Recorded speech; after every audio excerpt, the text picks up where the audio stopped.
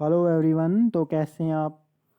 आज हम एक ऐसे टॉपिक के बारे में डिस्कस करेंगे जो हमारी प्रैक्टिकल लाइफ के साथ सम एक्सटेंट तक रिलेट करता है। तो जैसे कि मैंने अपनी पहली वीडियो में बताया था कि जो अगला टॉपिक आएगा हमारा वो कंज्यूमर बिहेवियर के पर्सपेक्टिव से जो भी टॉपिक इम्पोर्टेंट होंगे उन पे हम वीडियो लाएंगे।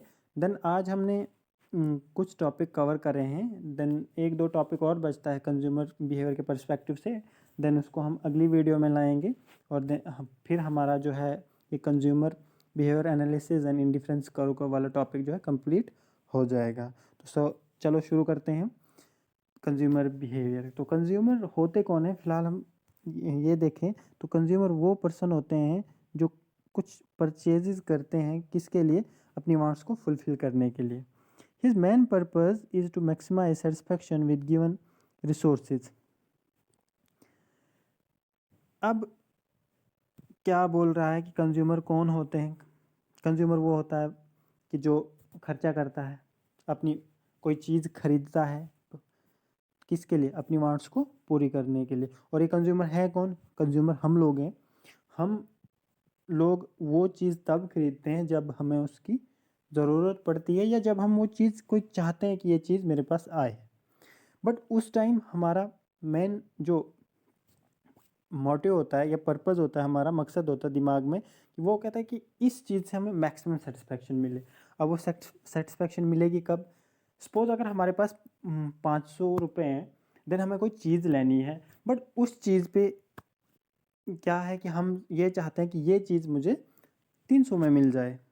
अगर वो चीज़ मुझे 300 में मिलेगी तो भाई मैं बोलूँगा कि मैं सेटिस्फाई हूँ, क्योंकि मैंने 300 में ये चीज़ ले ली। तो वो हो गई हमारे लिए मैक्सिमम सेटिस्फैक्शन मिल गई मुझे कि मैंने कोई चीज़ जो है 300 में ले ली। इवन कि उसकी प्राइस 500 हो सकती है, एमआरपी या 400 हो सकती है।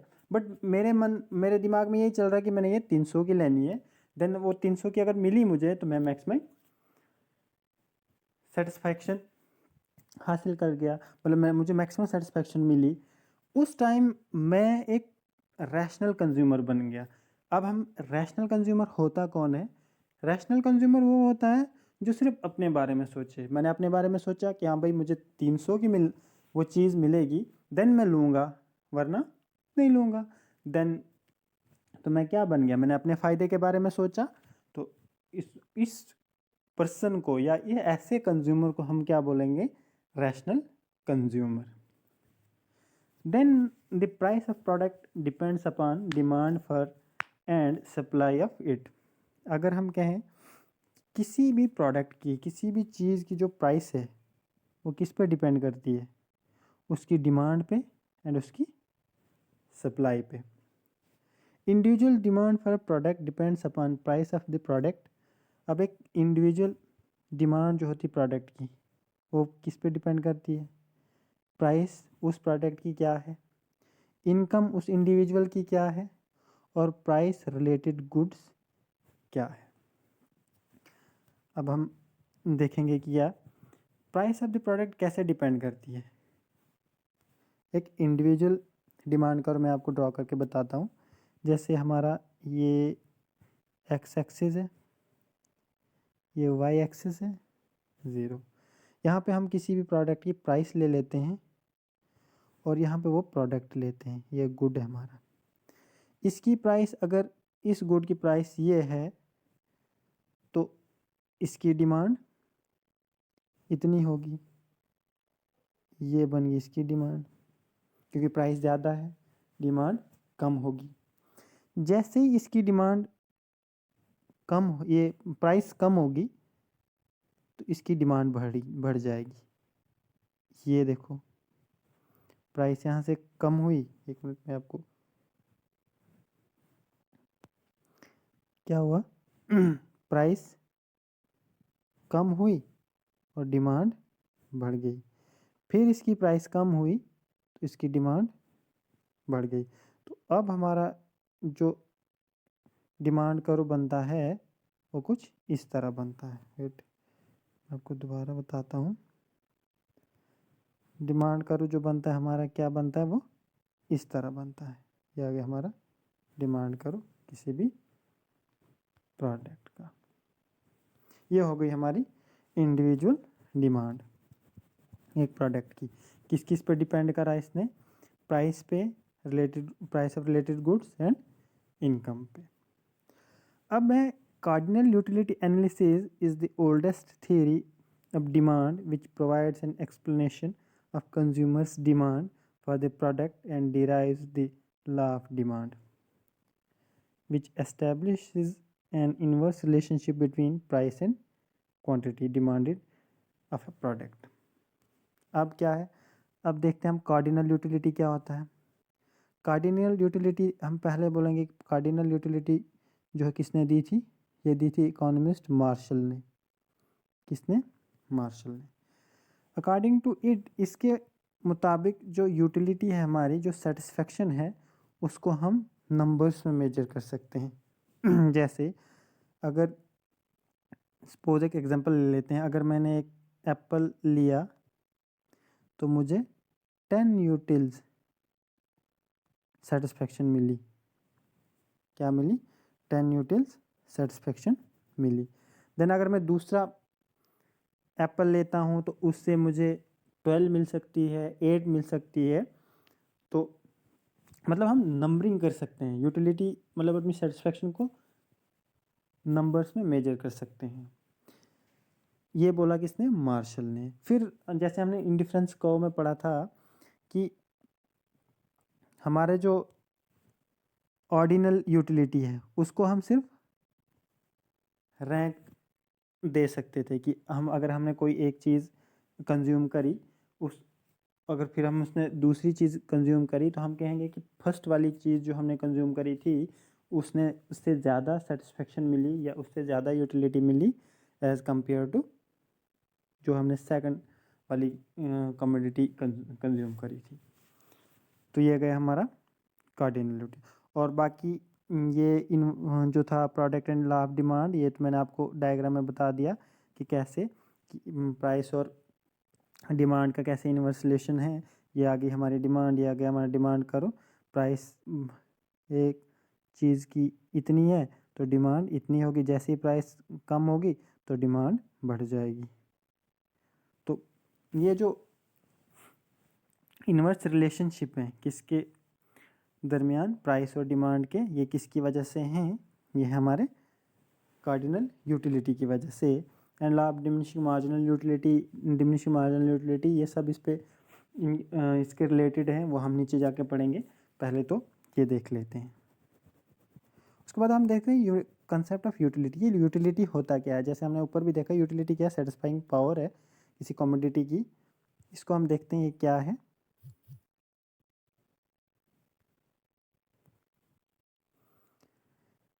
The term utility refers to the quality of or power of a commodity or service that satisfy a human want. Obviously, the consumer's demand for a good or service will be accordance with the utility he derives from the consumption of that good. अब क्या बोलता है? पहले जैसे हमने पहले बोल दिया कि यूटिलिटी क्या है? Satisfying power of a commodity, कि कोई भी चीज़ या कोई भी कमोडिटी गुड हम जो कंज्यूम कर रहे हैं, हमें कितनी सेटिस्फेक्शन मिल रही है उस गुड से, इसको हम यूटिलिटी बोलेंगे। उस गुड की कितनी सेटिस्फाइंग पावर है उसको हम क्या बोलेंगे? यूटिलिटी। कितनी मिल रही है उस गुड से हमें। सो जैसे बोला कि consumers demand for a good and R S service will be in accordance with the utility. Simple है, सही है कि एक कंज्यूमर जो है हम लोग तब डिमांड करेंगे किसी गुड को जब हमें वो ज़्यादा सेटिस्फेक्शन देगा, तो हम उसी को डिमांड करेंगे। जिससे हमें सेटिस्फेक्शन ही नहीं मिलेगी तो हम उसको ज़्यादा प्रेफर नहीं करेंगे। सपोज अगर हम कोई वार्मर ले लेते हैं, जैसे ब्रांडेड वार्मर है, तो अगर हम वो ब्रांडेड वाला वार्मर लें तो हमें ज़्यादा सेटिस्फेक्शन मिलेगी कि हम सेटिस्फाई हैं, भाई ब्रांड वाला लिया है। बट अगर हम कोई नॉर्मल वाला ले लें तो हमें ज़्यादा सेटिस्फेक्शन नहीं मिलेगी। तो इसलिए जिससे ज़्यादा सेटिस्फेक्शन मिलती है और उसी को कंज्यूमर ज़्यादा डिमांड करता है। ये आ गई हमारी यूटिलिटी। सपोज जैसे हमें एग्जांपल भी दे रखी है यहाँ पे, एग्जांपल क्या है, एग्जांपल्स देख लेते हैं। ये एग्जांपल है, एग्जांपल में लिया है कि suppose a hungry consumer starts taking apple, by consuming first unit of it he gets pleasure of 10 util. जब उसने पहला यूनिट कंज्यूम किया एप्पल का तो उसको 10 यूटिलिटी मिली। अब ये यूटिल्स क्या है, यूटिल is a psychological utility measurement unit है। ये हम साइकोलॉजिकली किसी चीज़ की यूटिलिटी को मेजर करेंगे। जैसे हम एप्पल खाया 10 यूनिट्स मिले, बनाना खाया तो 5 यूनिट्स यूटिलिटी मिली, तो ये हमारी कार्डिनल यूटिलिटी में आता है कि जिसको हम नंबर्स में मेजर कर सकते हैं। तो अब पढ़ते हैं हम कि मेजर्स ऑफ यूटिलिटी क्या है, कौन कौन से हैं। जैसे utility is a measurable in cardinal number, जो हमने ऊपर पढ़ा कि हम जब हम नंबरिंग देते हैं यूटिलिटी को तो हमारी कार्डिनल यूटिलिटी आ जाती है। देखेंगे हम कि टोटल यूटिलिटी क्या होता है। ये इंपॉर्टेंट है कि टोटल यूटिलिटी होता क्या है। टोटल यूटिलिटी जो है इट इज़ द अमाउंट और sum of all the utilities derived from total number of units consume. हम सीधे सिंपल कहेंगे कि जितने भी चीज़ें हमने खाई या हमने यूज़ करी, हमें उन सब चीज़ों को मिला के कितनी यूटिलिटी मिली, कितनी सेटिस्फेक्शन मिली, उसको हम टोटल बोलेंगे। जैसे 10 the total utility depends upon number of units of commodity consume, कि हमने कितने नंबर ऑफ़ कमोडिटीज़ को कंज्यूम किया या क्या करा, यूज़ करा, तो हमें कितनी सेटिस्फेक्शन मिली, तो वो हो गई हमारी टोटल यूटिलिटी। जैसे हम कहेंगे कि हमें एक बनाना लिया, हमें 10 यूनिट्स ये यूटिल्स मिली यूटिलिटी, दूसरा बनाना लिया तो हमें 8 मिली। देन हम अगर टोटल यूटिलिटी के बारे में बात करें तो टोटल कितनी हो जाएगी हमारे, टोटल हो जाएगी हमारी 18, क्योंकि पहले से 10 मिले, दूसरे कंज्यूम करने समय 8 मिली, तो हमने टोटल बोली, टोटल कितनी हमारे पास 18 यूटिल्स हमें यूटिलिटी मिली 2 बनाना कंज्यूम करने से। तो इसका फॉर्मूला हम बता दें आपको, फॉर्मूला क्या है, total utility of x commodity, x हमारे पास क्या कमोडिटी है, function of quantity of x की, उस एक्स की क्वांटिटी कितनी है, मतलब नंबर ऑफ एक्स कितने हैं, तो टोटल यूटिलिटी ऑफ एक्स हमें उस यूटिलिटी कितनी मिली उस एक्स कमोडिटी से, ये आ गया इसका टोटल यूटिलिटी का फॉर्मूला। नीचे दिया हुआ जैसे here T U X, total utility of X is equal to total utility from commodity X की कितनी मिली, जब एक्स आ गया हमारा unit of commodity X and F आ गया हमारा फंक्शन। तो उसके बाद हमारे आती है मार्जिनल यूटिलिटी। मार्जिनल यूटिलिटी जो है ये समझने वाला कंसेप्ट है। Marginal utility is the increase in total utility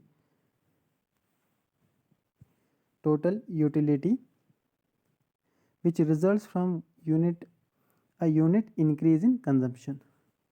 marginal होता है, पहले हम कहेंगे अगर सीधे हम वर्ड्स पे जाएं तो मार्जिनल होता है हमारा एडिशनल, जब हम एक पे एक और ऐड करेंगे वो आ गया हमारा एडिशनल।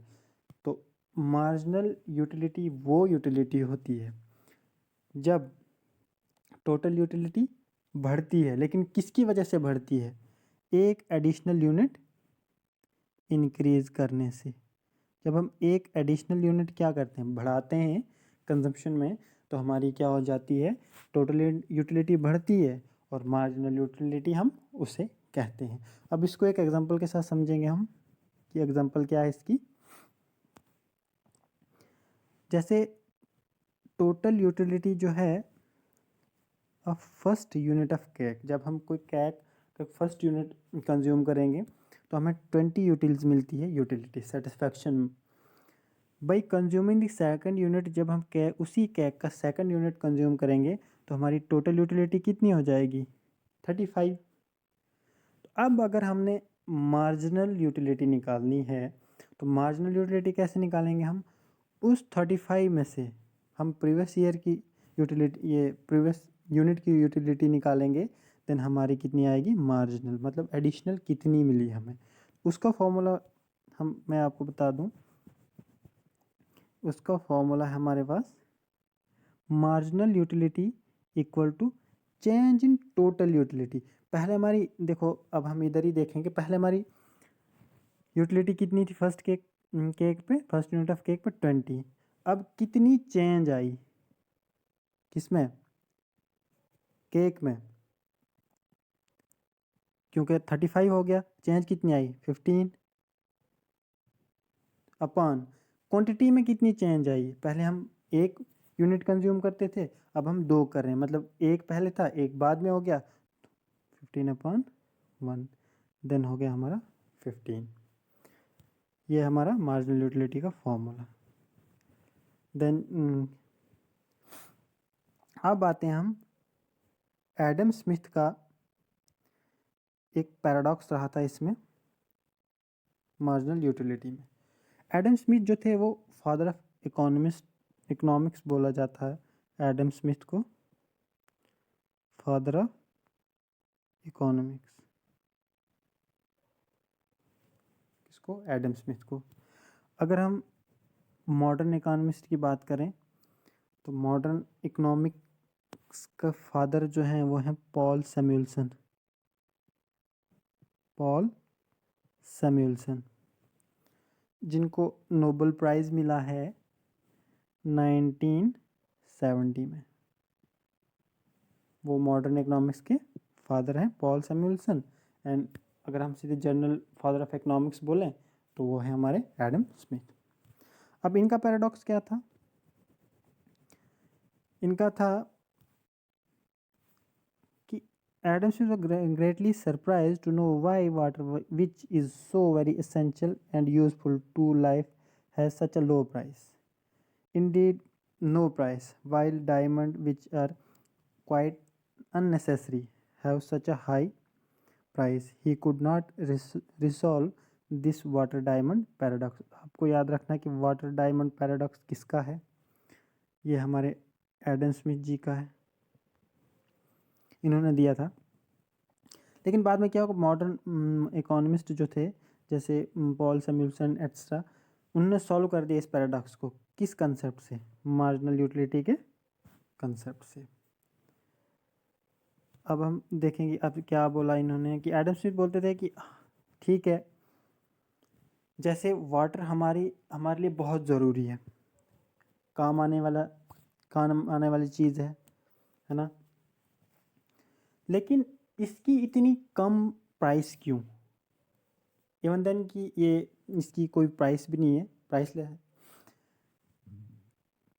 जहाँ अगर हम दूसरी साइड देखें तो डिमांड, ये डायमंड की डिमांड ज़्यादा है, होती है कभी, क्यों, क्योंकि उसकी प्राइस भी ज़्यादा है। डिमांड क्यों ज़्यादा हो रही है, इवन हालांकि डायमंड अननेसेसरी है, कोई ज़रूरी तो नहीं है जैसा कि हमारा पानी है।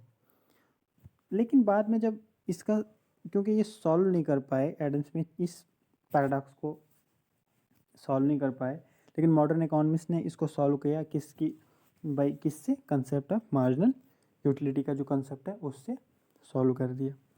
Marginal utility is an important determinant of price. अब ये जो मार्जिनल यूटिलिटी है ये इम्पॉर्टेंट डिटर्मिनेंट है किसका, प्राइस का। और अब इम्पॉर्टेंट डिटर्मिनेंट क्यों है, क्योंकि हमने पहले ही बोला कि जिस कमोडिटी से हमें ज़्यादा सेटिस्फेक्शन मिलेगी उसी कमोडिटी को हम क्या करेंगे, डिमांड करेंगे। जब उस कमोडिटी के लिए ज़्यादा डिमांड जाएगी देन उसी कमोडिटी की प्राइस बढ़ेगी। अब हम रिलेशनशिप बताते हैं marginal utility and total utility के बारे में।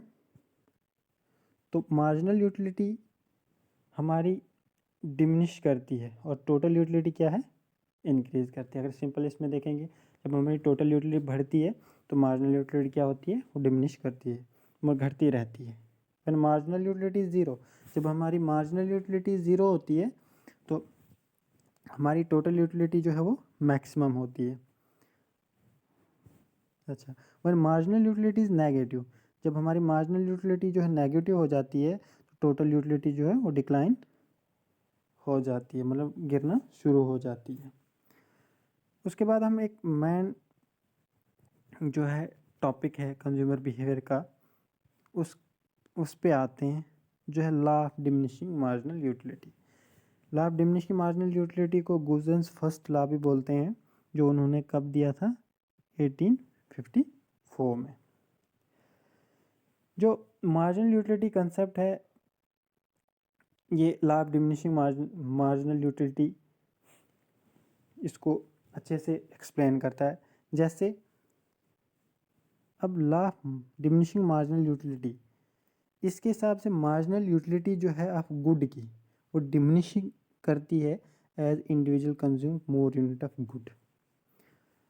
अगर हम इसको आसान भाषा में कहें कि जब भी हम कोई एक्स्ट्रा गुड लेते हैं, सपोज अगर हमने अभी एक बनाना लिया तो हमें 10 यूटिलिटी मिली, जब हम दूसरा लेंगे तो हमें 8 यूटिल्स मिलेगी, मतलब कम सेटिस्फेक्शन मिलेगी। हम कम, पहले से जब हम ज़्यादा भूखे होंगे तो हम एक खाएंगे, हमें 10 मिले। जब दूसरा लेंगे तो हम 8 मिलेगी। जब तीसरा लेंगे तो हमें 6 मिलेगी। जब चौथा बनाना लेंगे हम तो हमें 4 मिलेगी। एक ऐसा पॉइंट आएगा जब हमारा मन ही नहीं करेगा कि हम बनाना और कंज्यूम करें, तो उस पॉइंट पे हमारी मार्जिनल यूटिलिटी क्या हो जाती है, बिल्कुल ज़ीरो हो जाती है।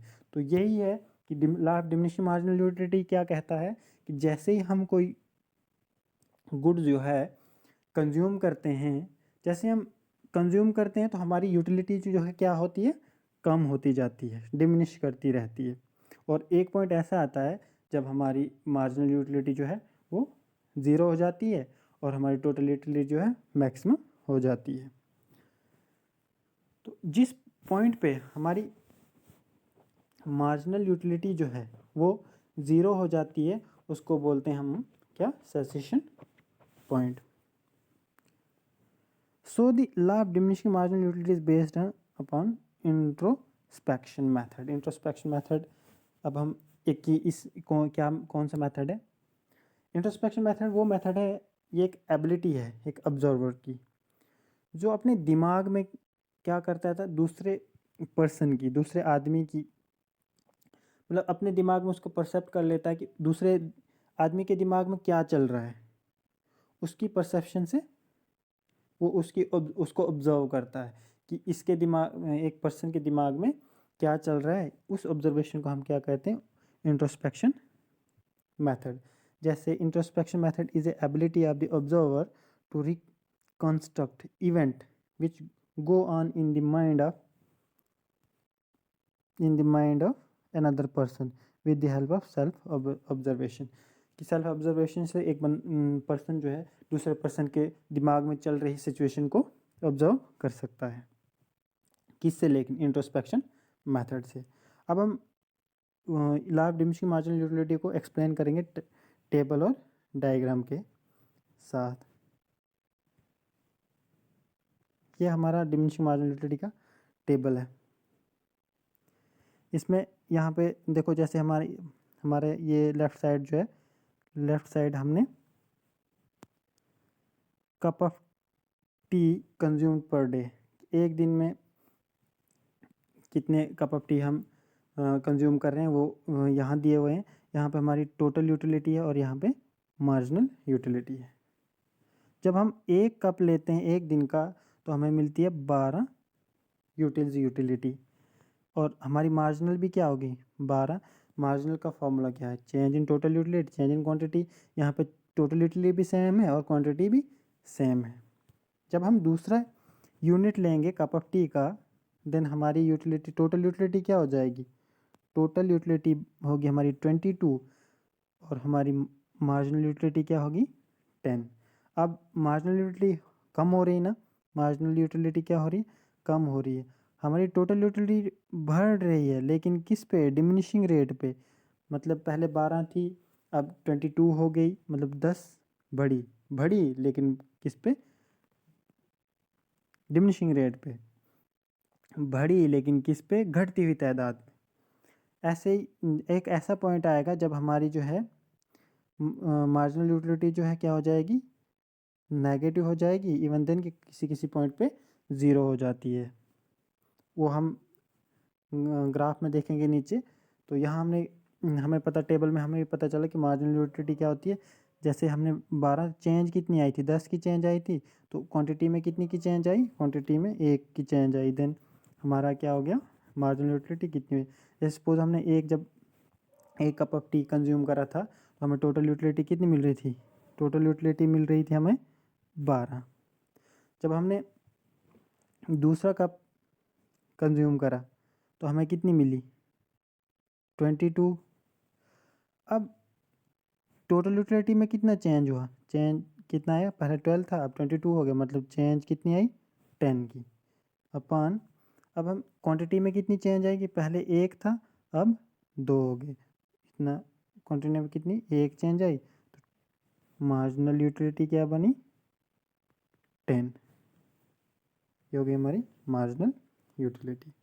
चलो अब हम ग्राफ के देखते हैं, ग्राफ के इसमें समझते हैं कि लाभ डिमिनिशिंग मार्जिनल यूटिलिटी ग्राफ पे कैसे आएगा। ये ग्राफिकल रिप्रेजेंटेशन है। जैसे हम अपर वाले ग्राफ पे देखें, जैसे वाई एक्सिस पे हमारा क्या है, वाई एक्सिस पे हमारी टोटल यूटिलिटी है एंड एक्स एक्सिस पे हमारी क्या है, कमोडिटी है। देन इस निचले वाले पोर्शन में भी एक्स एक्सिस पे क्वांटिटी है और वाई एक्सिस पे क्या है, मार्जिनल यूटिलिटी है। जैसे हमारी टोटल यूटिलिटी Q1 पे क्वांटिटी Q1 है, टोटल यूटिलिटी हमारी कितनी है, A है। हमारी मार्जिनल यूटिलिटी कितनी है, MU1 है। अब हमारी क्वांटिटी बढ़ी, हम क्वांटिटी बढ़ने का मतलब है कि हमने एडिशनल यूनिट कंज्यूम करा, क्या करा, एडिशनल यूनिट कंज्यूम करा। हमारी टोटल यूटिलिटी बढ़ी बट किस पे, डिमिनिशिंग रेट पे। हमारी जो है मार्जिनल यूटिलिटी क्या हो रही है, वो कम हो रही है। चलते चलते ऐसा एक पॉइंट आएगा, ये पॉइंट T, जहाँ पे हमारी टोटल यूटिलिटी क्या हो जाएगी, मैक्सिमम हो जाएगी, और हमारा जो मार्जिनल यूटिलिटी हो जाएगी वो क्या होगी, वो ज़ीरो हो जाएगी। और इस पॉइंट को जब हमारी मार्जिनल यूटिलिटी ज़ीरो होती है और टोटल यूटिलिटी क्या होती है, मैक्सिमम होती है, उसको बोलते हैं सैचुरेशन क्वांटिटी या सैचुरेशन पॉइंट भी बोलते हैं इसको। ये हो गया जब हमारी टोटल यूटिलिटी मैक्सिमम हो और मार्जिनल यूटिलिटी क्या हो, ज़ीरो हो जाए। जब हमारी टोटल यूटिलिटी डिक्लाइन करना शुरू करेगी, जब हमारी टोटल यूटिलिटी क्या होगी, जब हमारी टोटल यूटिलिटी क्या होगी, ये डिक्लाइन करना शुरू हो जाएगी, तो हमारी जो है मार्जिनल यूटिलिटी क्या हो जाएगी, वो नेगेटिव होगी। ये मार्जिनल यूटिलिटी क्या हो जाएगी, वो हमारी नेगेटिव होगी। ये थी ग्राफिकल रिप्रेजेंटेशन किसकी, लाभ डिमिनिशिंग मार्जिनल यूटिलिटी की।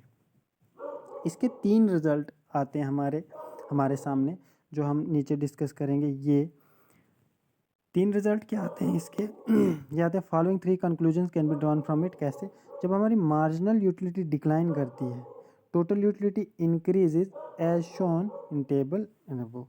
जैसे जब हमारी मार्जिनल यूटिलिटी क्या हो रही है, डिक्रीज कर रही है, जैसे हम ऊपर दिखाएं आपको, ये मार्जिनल यूटिलिटी क्या हो रही है, यहाँ पे मार्जिनल यूटिलिटी डिक्रीज कर रही है, गिर रही है। तो हमारी टोटल यूटिलिटी क्या हो रही है, टोटल यूटिलिटी हमारी बढ़ रही है, बट किस रेट पे, डिमिनिशिंग रेट पे, मतलब बढ़ रही है लेकिन घटती हुई तादाद में।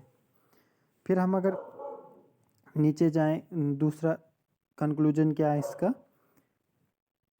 कि दूसरा कंक्लूजन है, when total utility is maximum marginal utility is zero as shown in T and Q 4 point पे। अब कहाँ दिखाएंगे, हम दिखाएंगे सीधे ग्राफ पे, जो ग्राफिकल रिप्रेजेंटेशन है इस पे। हमारी टोटल यूटिलिटी मैक्सिमम किस पॉइंट पे, टोटल यूटिलिटी मैक्सिमम किस पॉइंट पे, T पॉइंट पे। जब हमारी टोटल यूटिलिटी इस पॉइंट मैक्सिमम है, तो तो हमारी मार्जिनल यूटिलिटी क्या हो जाएगी, मार्जिनल यूटिलिटी 0 हो जाएगी। किस पे, जब हमारी टोटल यूटिलिटी क्या होगी, मैक्सिमम होगी। देन थर्ड कंक्लूजन क्या है इसका, थर्ड कंक्लूजन है कि व्हेन टोटल यूटिलिटी डिक्लाइंस, जब टोटल यूटिलिटी डिक्लाइन होना शुरू हो जाएगी तो हमारी मार्जिनल यूटिलिटी जो है वो नेगेटिव हो जाएगी। अब इसको भी देखते हैं ग्राफ में कि कब होगा। ये हमारा ग्राफ है, जब हमारी टोटल यूटिलिटी गिरना शुरू हो गई, क्योंकि ये मैक्सिमम पॉइंट था, इसके बाद ये गिरना शुरू हो गई टोटल यूटिलिटी, देन हमारी जो है मार्जिनल यूटिलिटी ये नेगेटिव हो गई। क्या हो गई, ये हमारी नेगेटिव हो गई, क्योंकि जीरो यहाँ पे ज़ीरो था, ज़ीरो के बाद ये नेगेटिव हो गई, तो ये हमारे नेगेटिव में है। तो ये था टॉपिक हमारा large diminishing marginal utility and हमारा कंज्यूमर बिहेवियर। इसके बाद हम एक और वीडियो लाएंगे जिसमें हम कंज्यूमर इक्विलिब्रियम को डिस्कस करेंगे and law of equi marginal utility को